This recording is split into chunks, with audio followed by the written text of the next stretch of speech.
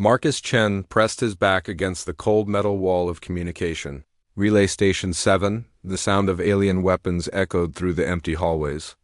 His squad was gone. All 12 of them. He was alone now, and the enemy was getting closer. He looked at his weapon display. The plasma cannon was running hot, but it still had power. The defense turrets outside were still working, but barely. He had been fighting for 3 weeks straight. His armor felt heavy on his shoulders, and his body hurt in ways he tried not to think about. The Zephyrians had landed on Kepler 442b 21 days ago. Everyone said they were impossible to beat. They were 8 feet tall with thick, natural armor covering their skin. Their strength could break a human in half without trying. They had conquered 17 star systems already. Now they wanted this one, but Marcus and his people had held them back. Day after day, they fought from bunker to bunker, relay station to relay station. The human defenders fell back slowly, making the aliens pay for every meter of ground. Now Marcus was at the last position before the main colony. He could hear them talking in their strange language just outside the door. Their voices were deep and rumbling like distant thunder. They thought they had won. Maybe they had? But Marcus was not done yet. He moved to the main control panel and activated the heavy turrets. The massive guns turned toward the alien forces gathering outside. Marcus could see them on his screens. Hundreds of Zephyrian soldiers in their black armor, moving like a dark wave across the rocky ground. The turrets fired. Bright beams of energy cut through the alien ranks. Some fell, but more kept coming. They moved fast for such big creatures. Their return fire hit the station walls, making the whole building shake. Marcus switched between weapon systems, firing everything he had. Missiles, plasma cannons, railguns. The noise was incredible. His ears rang even through his helmet's protection. Smoke and dust filled the air outside, but there were too many of them. For every alien he stopped, 2 more took their place. His ammunition was running low. The turrets were overheating. The station's power core was failing. Then something strange happened. Marcus noticed movement on his rear sensors. More aliens. But these were different. Their armor was gold and silver instead of black. Their movements were more careful, more planned. At the front of this new group was a figure that made Marcus pause. She was tall like the others, but her armor was decorated with symbols and markings. Even through the smoke and chaos, Marcus could see that this one was important. Very important.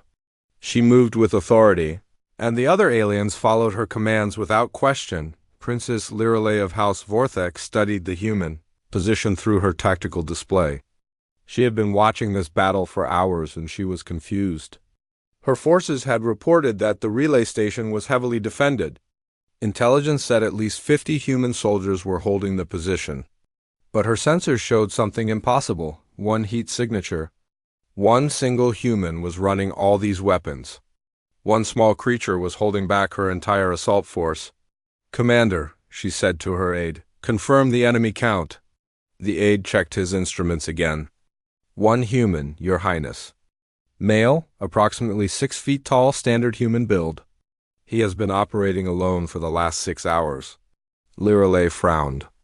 This made no sense. Humans were weak creatures. Their bones were fragile, their skin had no natural armor, their strength was pathetic compared to Zephyrian standards. How could one of them fight like this? She had studied human military tactics. They were clever, she would admit that. They used technology and teamwork to make up for their physical weakness. But this was different. This was one human alone, fighting with the skill of an entire unit. The defense turrets fired again, and 3 more of her soldiers fell. Lirelei felt something she rarely experienced, respect for an enemy. "All units, focus fire on the main turret control center," she ordered. "I want this human taken alive." Marcus saw the change in their attack pattern immediately. Instead of spreading out, the aliens were concentrating their fire on his position. The walls around him began to crack and burn. Sparks flew from damaged control panels. His main plasma cannon finally overheated and shut down. The turrets outside were failing one by one. He could hear alien voices getting closer to the main door. It would not hold much longer. Marcus looked at the communication array one last time. He had kept it running all this time, sending warnings and tactical data to the main colony. The people there would have time to prepare now. That was what mattered. The door exploded inward. Alien soldiers poured through the opening, their weapons trained on him. Marcus set down his rifle and slowly raised his hands. He had done what he could. Princess Lirale entered the control room and stopped. The space was filled with smoke and the smell of burned electronics. Weapon systems were scattered around the room, all operated by one person. She saw evidence of incredible skill and determination. And in the center of it all stood the human. He was small compared to her soldiers, but he stood straight and calm. His armor was scratched and dented from weeks of fighting. His helmet's display showed red warning lights, but his posture showed no fear. Lirale approached him slowly. She had captured many enemies before, from many different species. Most were afraid when faced with Zephyrian soldiers. They begged for mercy or tried to run. Some fought desperately in their final moments. This human did none of those things. He simply stood there, waiting to see what would happen next. His body language showed respect but not submission. Alert but not terrified. "What is your name?" Lirale asked in accented human language. "Sergeant Marcus Chun, Human Coalition Forces, service number 2847 Alpha 9. That was all he said. Just the basic information required by military law. But the way he said it made Lirale pause. There was something in his voice, something she had not expected. This human had just lost everything. His squad, his position, probably his life. But he sounded like he had accomplished something important. Like he had won instead of lost. Lirale looked around the destroyed control room again. Then she looked at the tactical displays showing how much damage one human had done to her forces. Maybe, in a way, he had won something after all. The Sovereign's Will was the largest ship Marcus had ever seen. As the Zephyrian soldiers escorted him through its corridors, he tried to remember everything for his eventual report. If he lived to make one, the walls were made of some dark metal that seemed to absorb light. Everything was built for beings much larger than humans. The doorways were 10 feet high, and the corridors were wide enough for 3 Zephyrians to walk side by side. Marcus felt like a child walking through a giant's house. They brought him to a detention cell that was actually quite comfortable. The bed was too big, but the room had proper lighting and climate control. There was even a food dispenser that had been programmed with human nutritional requirements. Someone had done their homework. Marcus sat on the edge of the oversized bed and waited. In his experience, interrogations usually started within a few hours of capture. This gave him time to prepare his mind and review what he could and could not say. The door opened exactly 4 hours later. Princess Lirale entered, followed by 2 guards.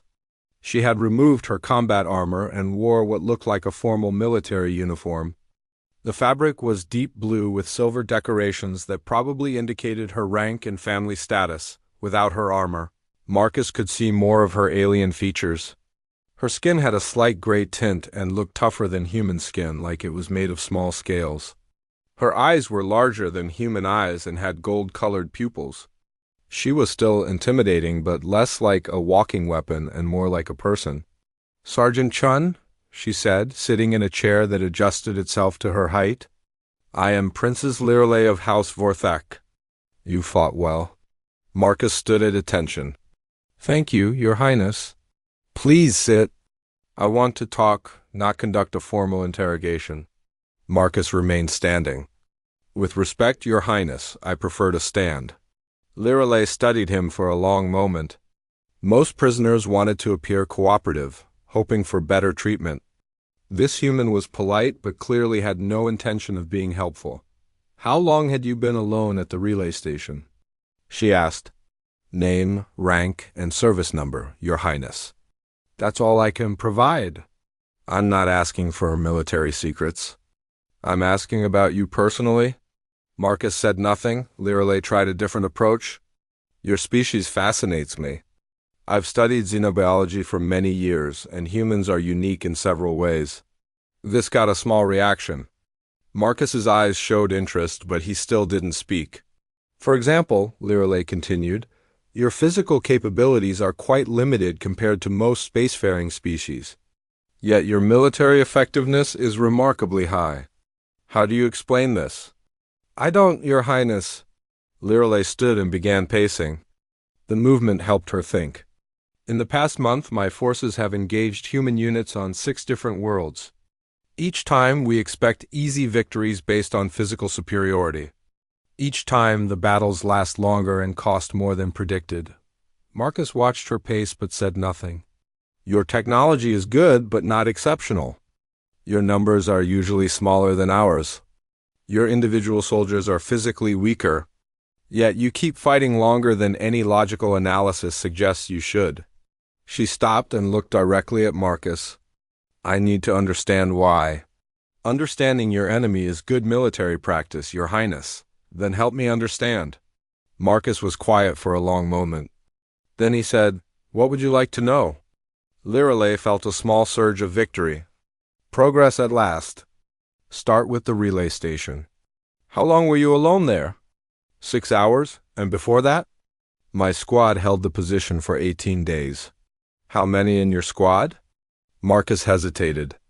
This was getting close to military information, but squad sizes were probably not secret. 12 soldiers including myself. 12 soldiers held off my assault forces for 18 days. Yes, Your Highness. Lirelei sat back down. This was even more incredible than she had thought. Her assault forces included over 300 trained warriors with heavy weapons and air support.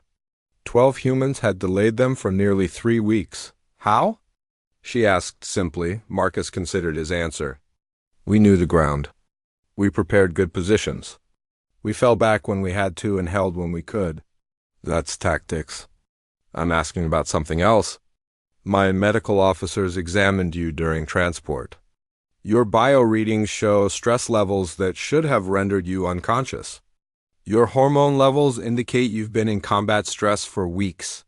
How were you still fighting effectively? This question surprised Marcus. Most aliens didn't understand human psychology well enough to ask something like this. I had a job to do, Your Highness. Explain that.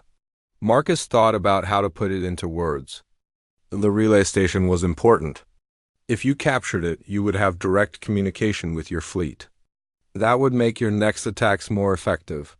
More of my people would die. So you stayed to prevent that. Yes, even though you knew you would probably die. Yes, even though you knew you couldn't win. Marcus paused. I wasn't trying to win, Your Highness.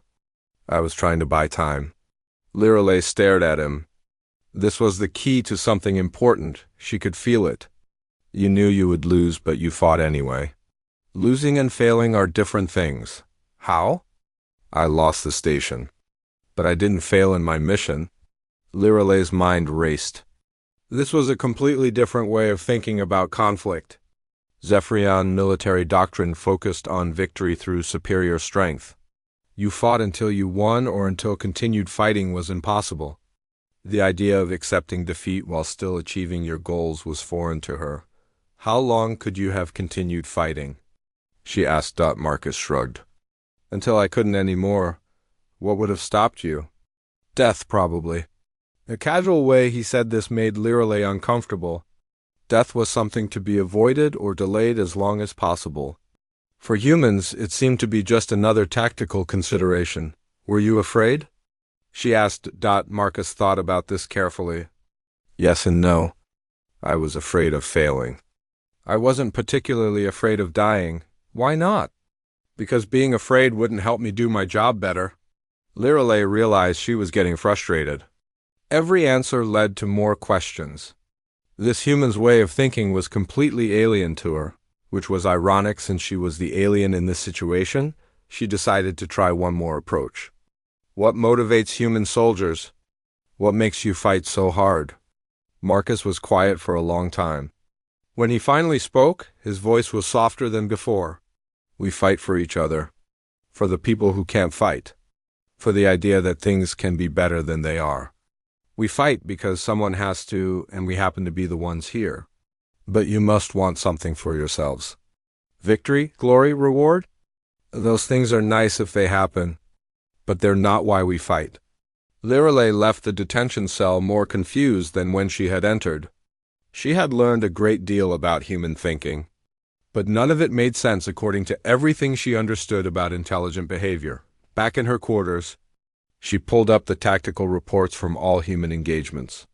She read them again with new understanding. The pattern was clear once you knew what to look for. Human forces didn't fight to win. They fought to accomplish specific goals. Sometimes those goals aligned with victory, and sometimes they didn't. But the goals always seemed to involve protecting something or someone else. This was going to require more investigation. Princess Lirelei spent 2 more days trying to understand Sergeant Chun. She brought him books about Zephyrian culture, thinking he might trade information for knowledge. She offered better food and quarters. She even suggested that cooperation might lead to early release after the war ended. Nothing worked. Marcus remained polite but unhelpful. He answered direct questions about his personal life, but refused to discuss anything related to human military capabilities or strategies. He seemed genuinely uninterested in the rewards she offered. This behavior was completely outside Lirelei's experience. Every intelligent species understood basic concepts like self-preservation and personal gain. Yet this human acted like these things were less important than abstract ideas like duty and loyalty. On the 3rd day, Lirelei decided to change her approach. She moved Marcus to her personal research laboratory, a place where she conducted xenobiological studies. If she couldn't understand human psychology, perhaps she could learn something from human physiology. The laboratory was located in the most secure part of the ship. It was designed for studying alien life forms with advanced medical scanners and analysis equipment. Marcus looked around with obvious interest when they brought him in. "Impressive facility, Your Highness," he said. "Thank you. I designed most of it myself." Lirelei gestured to the examination table in the center of the room. "Please make yourself comfortable." Marcus didn't move toward the table. "What kind of examination are you planning?" "Nothing invasive. I want to understand how human physiology enables your species' remarkable endurance." "I see." Marcus still didn't move. Lirelei realized he was waiting for more specific information. "Your armor contains sophisticated medical systems," she said. "My equipment has detected multiple biosigns that suggest advanced life support functions. I want to understand how it works." "The armor is military equipment, Your Highness. I cannot discuss its specifications." Lirelei felt her patience beginning to wear thin. She had been reasonable and respectful for 3 days. This human continued to resist every attempt at cooperation. "Sergeant Chun, you are my prisoner. I have been treating you with courtesy because I respect your skills as a soldier. But do not mistake courtesy for weakness." Marcus straightened slightly. "I understand, Your Highness. But my answer remains the same." "Then perhaps we need a different approach." Lirelei activated the room's security locks. The heavy doors sealed with a solid metallic sound. Her personal guards moved to positions on either side of Marcus. The medical staff prepared their scanning equipment. "Remove your armor," Lirelei commanded. Marcus went very still. For the first time since his capture, he looked genuinely concerned. "Your Highness, I don't think that's advisable." "I'm not asking for your advice. I'm giving you an order." "Ma'am, there are medical considerations. My staff includes the finest xenobiologists in the Empire. We can handle any medical situation." Marcus shook his head. "You don't understand. The armor isn't just protection." It's what?" Marcus hesitated. Lirelei could see him struggling with something. She had finally found a subject that genuinely worried him. "It's keeping me functional," he said quietly. "Explain." "The armor's medical systems have been active for 3 weeks. Removing it suddenly could cause complications." Lirelei studied his face. Humans were not good at hiding their emotions, and she could see real concern in his expression. But she could also see something else. He was telling the truth. What kind of complications? "I'd rather not say, Your Highness." This was not the response she expected. If Marcus was concerned about medical complications, the logical action would be to explain them so she could take proper precautions. Instead, he seemed worried about her reaction to whatever those complications might be. "Sergeant, I am ordering you to remove your armor. You may do it yourself, or my guards will do it for you." Marcus looked at the guards, then at Lirelei. She could see him calculating his options. 2 Zephyrian guards, locked room, no weapons. The math was not in his favor. "If I remove the armor, you need to understand something," Marcus said. "What you see may not be what you expect. I am a trained xenobiologist. I have examined hundreds of different species. This is different. How?" Marcus was quiet for a long moment. Then he said, "Because I've been fighting for 3 weeks. Lirelei frowned. "I know that." "No, Your Highness. You don't know what that means for humans." Something in his voice made Lirelei pause. There was no fear now, just resignation and perhaps sympathy, as if Marcus felt sorry for what he was about to show her. "Explain what it means." "Human combat physiology is different from yours. We don't have natural armor or enhanced strength, but we have other capabilities." "Such as?" "We can keep functioning long after we should have stopped." The way he said this sent an odd chill through Lirelei. She had studied many species, and she thought she understood the limits of biological systems. But Marcus was suggesting that humans could operate beyond those limits. "Remove the armor," she said again. But with less certainty than before, Marcus nodded slowly and began activating controls on his wrist display. The armor made soft beeping sounds as various systems began shutting down. "The life support systems are disengaging," he said. "This might take a few minutes." Lirelei watched her medical scanners as the armor powered down. What she saw confused her. The bio readings that had seemed normal began changing rapidly. Heart rate increasing, blood pressure dropping, stress hormones spiking to dangerous levels. "What's happening?" she asked her medical staff. "Unknown, Your Highness. The human's vital signs are becoming extremely unstable." Marcus continued working with his armor controls. "The suit has been compensating for various issues," he said calmly. "Once it's fully offline, you'll get accurate readings." "What kind of issues?" "You'll see." The armor made a final series of beeps and went silent. Marcus began removing the outer plates, starting with his helmet. His movements were careful and deliberate, like someone handling something very delicate. When the helmet came off, Lirelei got her first good look at Marcus's face. His skin was pale and drawn. There were dark circles under his eyes that spoke of weeks without proper sleep. But it was his expression that surprised her. He looked tired but alert, resigned but not defeated. "Continue," Lirelei said. Marcus removed the chest and back plates next. As each piece of armor came away, Lirelei's medical scanners provided new information. The readings were becoming more and more alarming. "Your Highness," her chief medical officer said quietly, "these biosigns are not consistent with a functional organism." "What do you mean?" "I mean this human should be unconscious or dead." Lirelei looked at Marcus, who was methodically removing arm and leg armor. He seemed to be moving more slowly than before, but his hands were steady. "Sergeant, are you experiencing any discomfort?" "Some, Your Highness. The suit's pain management system has been offline for about 10 minutes now." Pain management system. That suggested injuries that required medical intervention. But Marcus had been fighting effectively just days ago. How badly could he be hurt? As the last pieces of armor fell away, Lirelei got her answer. The medical scanners went crazy. Warning alarms filled the room with urgent beeping sounds. Lirelei's medical staff stared at their instruments in shock and confusion. What they were seeing should not be possible. Marcus stood in the center of the examination room wearing only the thin undergarment that went beneath his armor. His body told a story that horrified everyone present. Burns covered nearly a third of his skin. Some were old and healing, others were more recent. Lirelei recognized the distinctive patterns of plasma weapon damage. These burns should have put Marcus in a medical coma weeks ago. His left shoulder showed clear evidence of a disruptor blast. The wound had been treated in the field, but not properly healed. Disruptor weapons were designed to destroy organic tissue at the cellular level.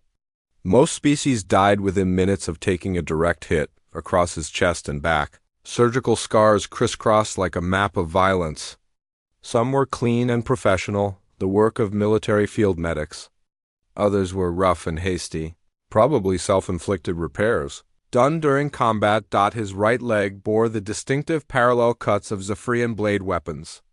The cuts were deep enough to have severed major blood vessels, but somehow they had missed anything vital by mere millimeters. But it was not just the wounds that shocked Lirelei.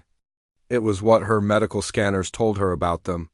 "Doctor," she said to her chief medical officer, "explain these readings."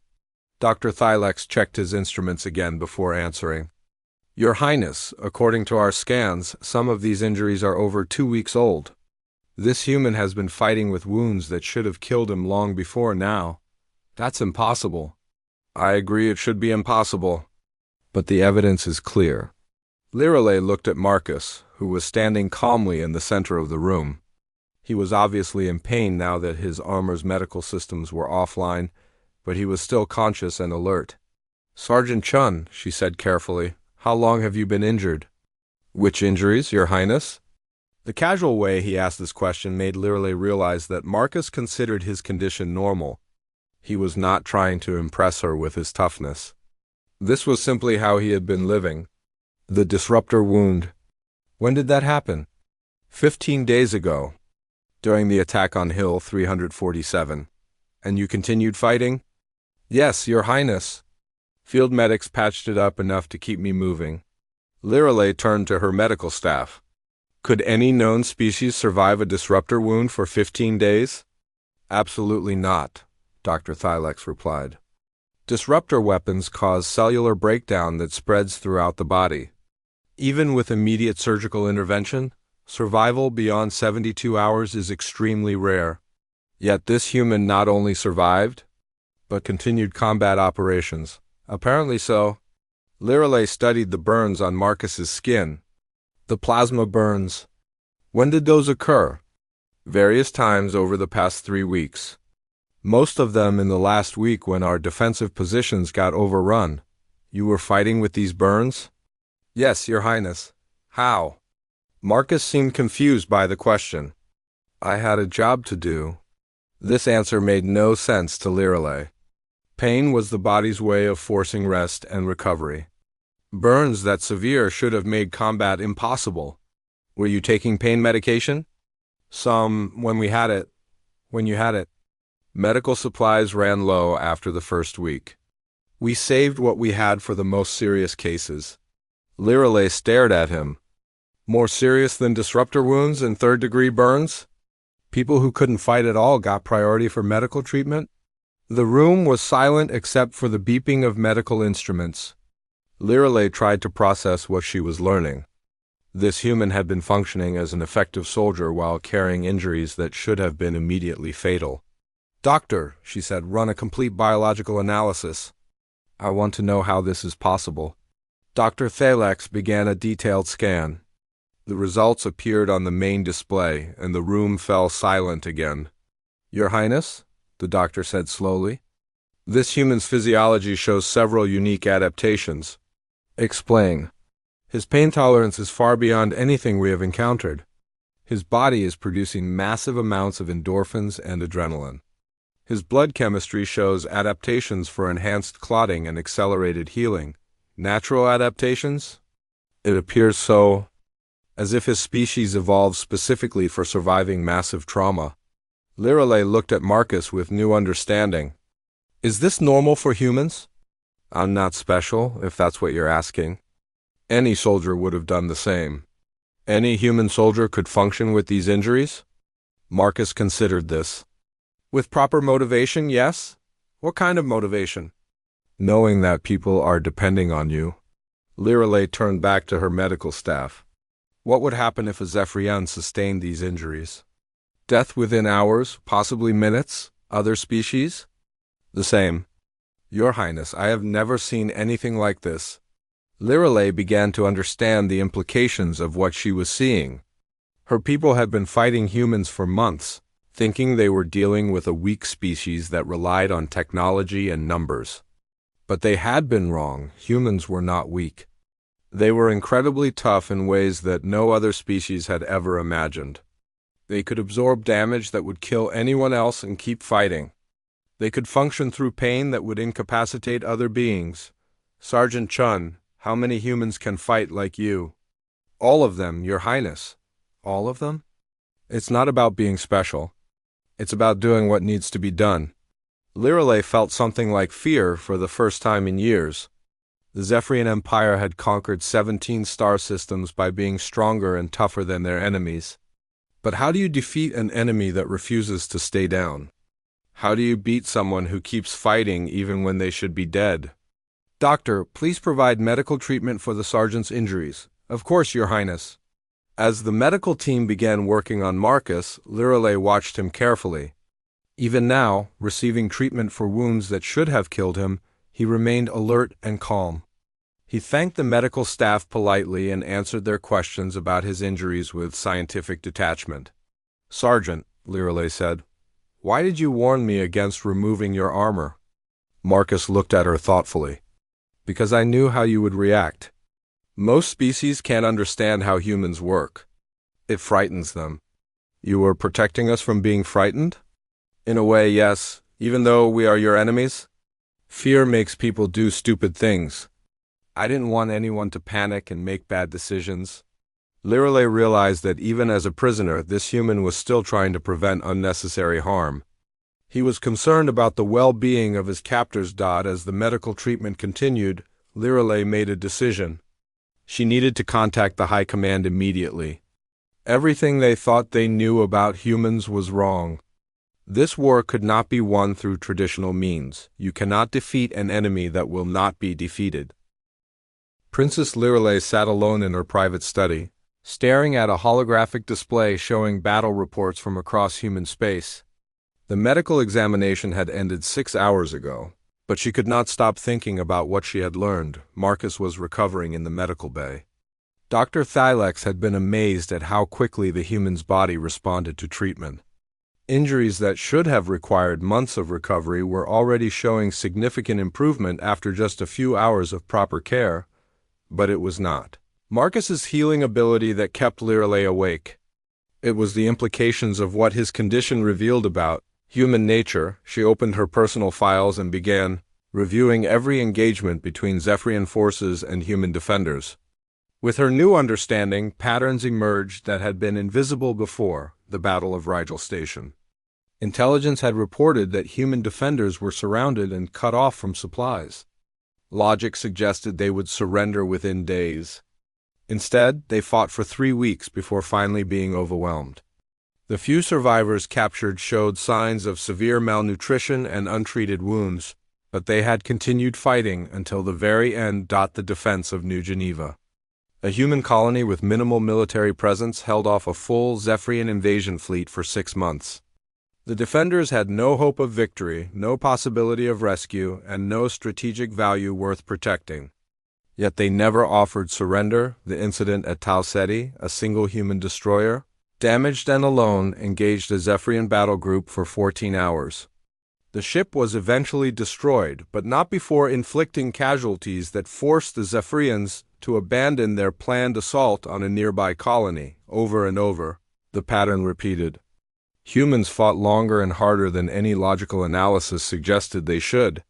They endured losses that should have broken their morale.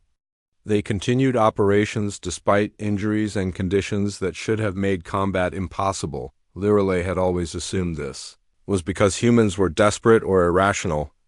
Now she realized the truth was far more disturbing. They were not desperate. They were determined. A soft chime indicated an incoming priority message. Lirelei accepted the communication, and the holographic image of Fleet Admiral Korthek appeared in her study. Your Highness, the Admiral said, I have received your preliminary report. Are you certain of these findings? Completely certain, Admiral. I have video records of the entire examination, plus detailed medical analysis from my staff. This changes everything. Yes, it does. Admiral Korthak was quiet for a moment. The High Command has been planning a major offensive against the human core worlds. If your assessment is correct, such an offensive would be inadvisable. It would be a disaster. Admiral, we have been thinking about this war in completely wrong terms. Explain. Lirelei activated her tactical display, showing current battle lines across human space. We have been treating this as a conventional conquest. Superior force applied to strategic targets until enemy resistance collapses. But humans do not think in terms of acceptable losses. All species have breaking points, do they? Admiral, the human I examined has been fighting effectively for 3 weeks with injuries that should have killed him on the first day. He is not exceptional among his people. This is normal human behavior? The Admiral studied the tactical display. You are suggesting that humans will fight to extinction rather than surrender. I am suggesting that humans do not consider surrender and death to be different options. They will fight until they physically cannot continue, and their definition of cannot continue is far beyond anything we have encountered. That is irrational, no, Admiral. It is terrifying. Lirelei brought up casualty reports from recent battles. Look at these numbers. In every engagement, human forces inflict disproportionate casualties before being defeated. They trade lives at ratios that should be impossible given their technological and physical disadvantages. How? Because they are willing to accept costs that we consider unacceptable. Every human soldier fights like Marcus Chun fought at the relay station. They do not retreat when wounded. They do not surrender when surrounded. They fight until they die. Admiral Korthak was silent for several minutes, studying the data. Finally, he spoke. Princess, you are recommending that we halt offensive operations? I am recommending that we seek a negotiated peace before this war destroys us both. The Emperor will not be pleased with this assessment. The Emperor needs to understand what we are facing. Admiral, how do you defeat an enemy that has already accepted death? After ending the communication, Lirelei returned to the medical bay to check on Marcus. She found him sitting up in bed, reading something on a data tablet. His wounds were healing remarkably well, but she could see he was still in considerable pain. How are you feeling, Sergeant? Much better, thank you. Your medical staff is very skilled. They tell me you should be unconscious from pain medication, but you refuse anything stronger than basic analgesics. Marcus shrugged. I want to stay alert. Why? You are recovering from serious injuries on an enemy ship. What could require your attention? Habit, I guess. Always better to stay aware of your situation. Lirelei sat in the chair beside his bed. Marcus, may I ask you a personal question? Yes, Your Highness. Do you believe humanity can win this war? Marcus thought carefully before answering. Win is a complicated word. Can we defeat your military forces in direct combat? Probably not. Can we make conquest too expensive to be worthwhile? Absolutely. You would sacrifice your entire species to avoid surrender? We would sacrifice whatever is necessary to remain free. Even if freedom means extinction? Marcus looked at her directly. Your Highness, what is the point of survival without freedom? What is the value of life without the ability to choose how to live it? Lirelei realized she had no answer for this question. Zephyrian culture valued survival above all else. The idea of choosing death over submission was completely alien to her people's way of thinking. Would you accept peace terms that guaranteed human independence? She asked. That would not be my decision to make. But yes, I think most humans would prefer peace to war. Most? As long as peace comes with dignity and freedom. Lirelei nodded. This was what she had hoped to hear. There might still be a way to end this conflict without the mutual destruction she was beginning to fear. She spent the next 3 days drafting a detailed report for the Imperial High Command. She included video records of Marcus's examination, medical analysis from her staff, tactical assessments of human military capabilities, and projected casualty figures for continued conflict. Her conclusion was simple. The Zephyrian Empire could not win a war of extermination against humanity. Humans would fight until they were extinct. and they would inflict unacceptable losses in the process. The only rational course of action was immediate peace negotiations. When the report was finished, Lireley authorized Marcus's repatriation to human space through neutral diplomatic channels. He left the sovereign's will with a personal message for human leadership, proposing formal peace talks. 3 weeks later, representatives from both sides met on the neutral world of Haven. The negotiations took 6 months, but eventually both sides reached an agreement. The war ended not with conquest or surrender, but with mutual recognition of each other's right to exist. Marcus returned to Earth to find himself promoted and assigned to the new Interspecies Relations Division. His first assignment was as military liaison to the Zephyrian embassy. At the welcoming ceremony, Princess Lireley asked him how he felt about working with former enemies. Marcus smiled. "Your Highness, the best way to honor the people who died in this war is to make sure their children never have to fight it again." Lireley realized that this simple statement captured something essential about human nature. They did not fight because they loved war. They fought because they loved peace enough to defend it. Understanding that difference changed everything.